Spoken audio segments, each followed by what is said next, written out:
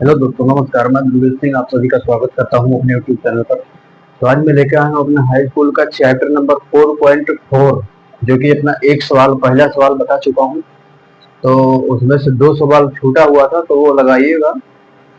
दूसरा सवाल और तीसरा सवाल पहले सवाल की तरह है। अगर नहीं लगता है तो कमेंट कीजिएगा। बाकी अपना मैं तीसरा क्वेश्चन, चौथा क्वेश्चन और पांचवा क्वेश्चन, पांच ही क्वेश्चन है 4.4 में। तो आज सब बता दूंगा इसमें, इस वीडियो में पूरा हो जाएगा आज। तो अपना ये पहला क्वेश्चन है इसमें कि निम्न प्रत्येक द्विघात समीकरण में k का ऐसा मान ज्ञात कीजिए कि उसके दो बराबर मूल हों। पहला क्वेश्चन ये है, दूसरा ये। इसमें दो क्वेश्चन है, एक मैं बताऊंगा, एक आप लोग लगाइएगा खुद से। तो इसमें से ये वाला बता दे रहा हूँ। क्या पूछा है कि ऐसा मान ज्ञात कीजिए के का मान ऐसा निकालिए कि उसके दो मूल जो होते हैं वो बराबर हो। अब बराबर मूल कब होता है? जब डिस्क्रिमिनेशन मतलब विविक्तिकर जो होता था अपना, उसका मान जब जीरो के बराबर आता था, डी का मान जब जीरो के बराबर आ जाता था, तो वो अपना मूल बराबर होता था। तो क्या करेंगे, जो अपना d is equal to d square minus 4ac का फॉर्मूला था, इसको जीरो के बराबर कर देंगे और यहाँ से ए बी सी का मान रख देंगे। तो जो के का मान आएगा वो यहाँ रखेंगे, तो मूल बराबर आएगा।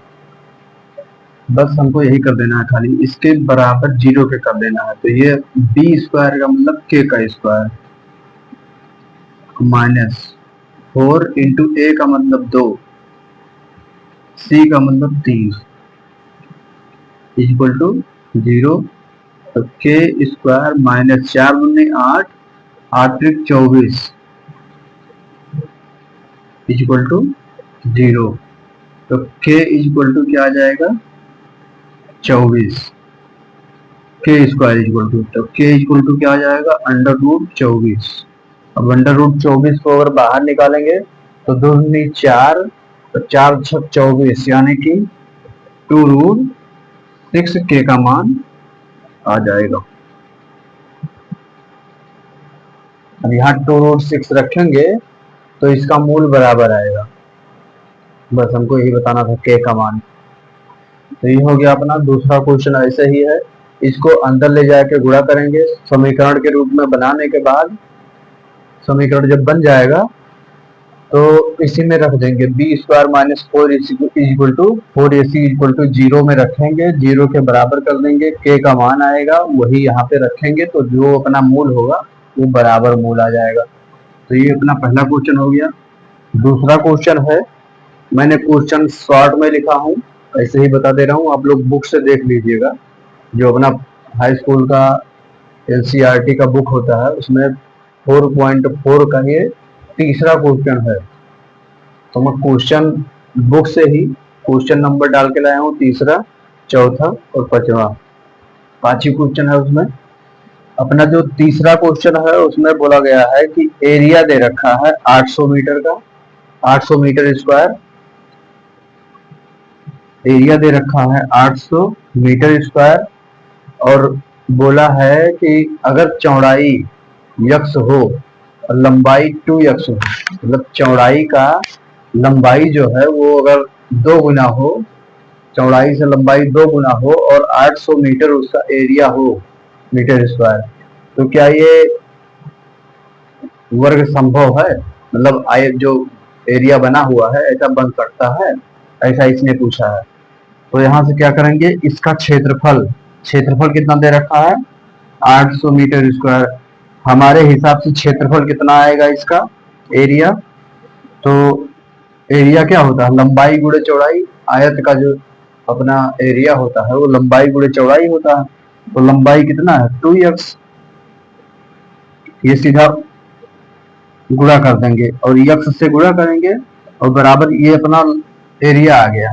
एरिया किसके बराबर है, 800 मीटर स्क्वायर के। तो यहाँ लिखेंगे 800, किया जाएगा कितना, 2x स्क्वायर इक्वल टू 800।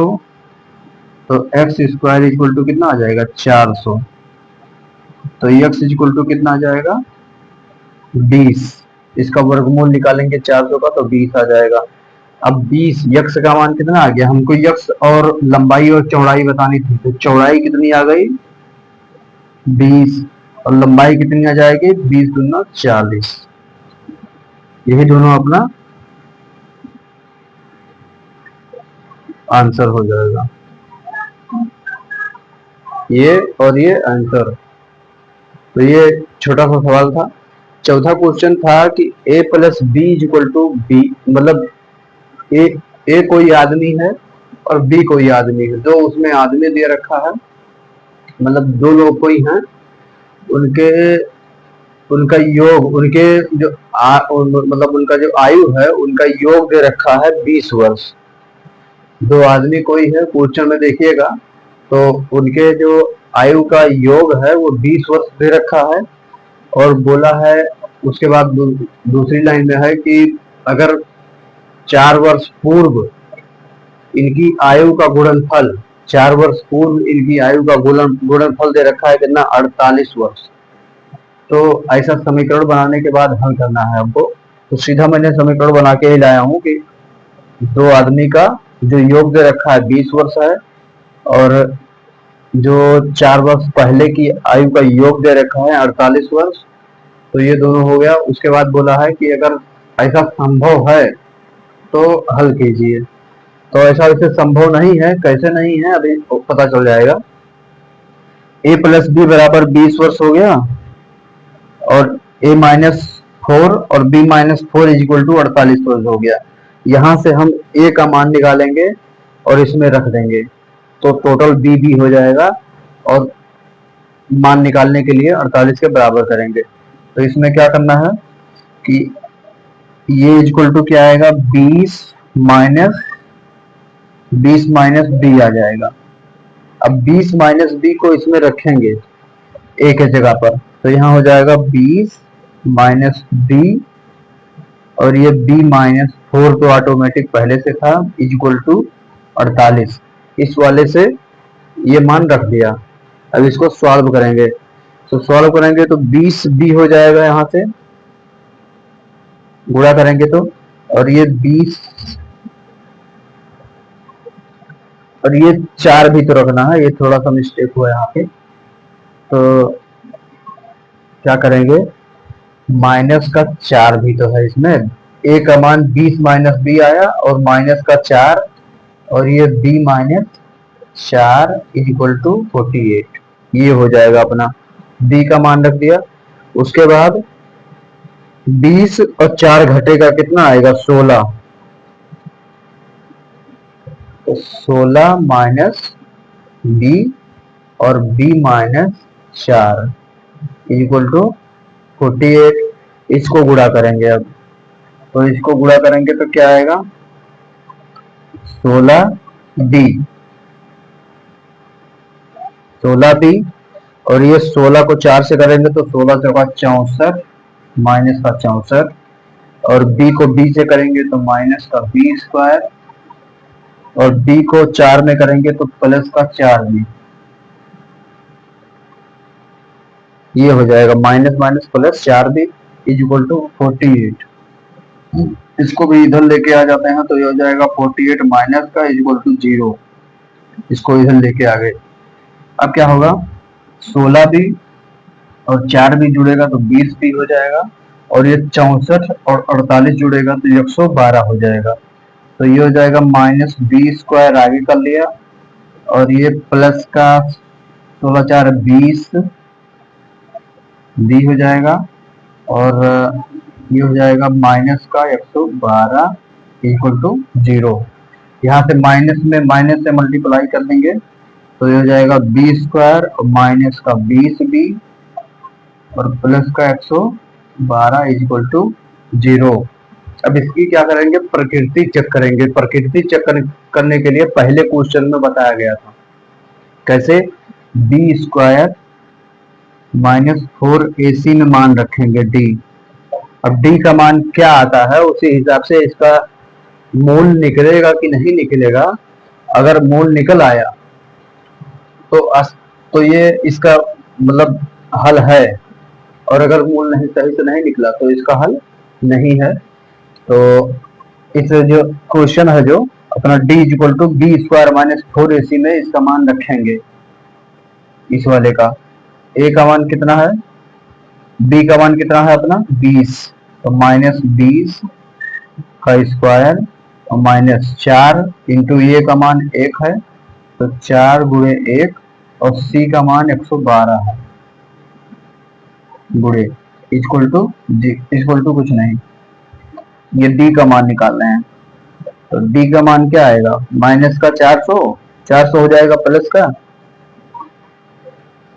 और माइनस 4 दूनी 8, 4 एकम 4, 4 एकम 4, d का मान आ गया माइनस का 48। याद करो माइनस d का मान माइनस में आया, इसका मतलब क्या होता है, इसके कोई मूल नहीं है। तो बस यहीं पे सवाल सॉल्व कर देंगे, इसके कोई मूल नहीं है मतलब ये सॉल्व ही नहीं हो सकता है। जब सॉल्व ही नहीं हो सकता तो ए और बी का अलग से हमको आयु पता ही नहीं चल पाएगी कि आदमी की आयु कितनी थी। तो ये यहाँ पे लिख देंगे कोई मूल नहीं है इसके, कोई मूल नहीं, यही अपना आंसर है। ये हो गया अपना पांचवा क्वेश्चन जो है वो परिमाप दे रखा है, किसी एरिया का परिमाप दे रखा है 80 मीटर और क्षेत्रफल दे रखा है 400 मीटर का, 400 मीटर स्क्वायर का। पूछा है कि ऐसा बनना संभव है। तो यहाँ से क्या करेंगे, अपना जो परिमाप होता है वो कितना होता है 4a परिमाप होता है। जब ये चारों लाइनों को जोड़ दिया जाए, किसी का भी परिमाप निकालना हो तो उसमें जितनी लाइनें हैं सबको जोड़ दो, बाहरी लाइनों को, तो वो परिमाप होता है। तो 4a इक्वल टू 80 दे रखा है, तो a इक्वल टू कितना आ जाएगा 20। अब ये सबका मान 20 यानी कि ये वर्ग है, क्या है वर्ग। तो एरिया क्या होता है वर्ग का, क्षेत्रफल जो होता है अपना वो ए स्क्वायर होता है। तो ए स्क्वायर करेंगे तो 20 का स्क्वायर करेंगे तो कितना होगा 400 के बराबर आ जाएगा। तो जो अपना ए का मान कितना आएगा 20 आ जाएगा, यही हमको बताना, आंसर हो जाएगा अपना। ज्यादा कुछ इसमें था नहीं, ये बुक में क्वेश्चन देखिएगा, बाकी सॉल्विंग ये हो जाएगा अपना। ऐसे इसमें भी चौथे में बुक में क्वेश्चन देखिए और सॉल्विंग ये हो जाएगा पूरा टोटल। ऐसे इसमें है कि 3 नंबर में बुक में क्वेश्चन देखिए और सॉल्विंग ये हो जाएगा।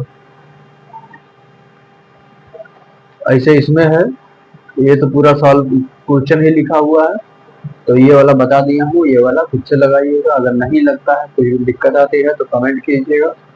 बाकी अगर समझ में आता है तो हाई स्कूल वालों को शेयर कीजिएगा। तो आज के लिए इतना ही, थैंक यू।